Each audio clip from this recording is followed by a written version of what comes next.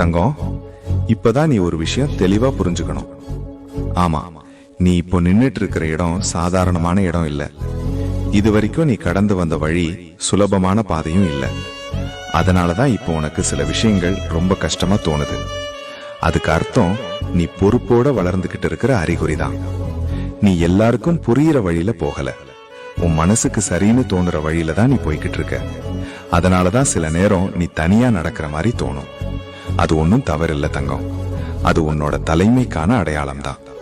அதுக்காக இன்னும் நீ வேகமா ஓடவும் வேண்டாம், உடனே நின்று போகவும் வேண்டாம். இப்படியே உன் வேகத்துல நீ தொடர்ந்து பயணம் செய். நீ போகிற திசை சரிதான்.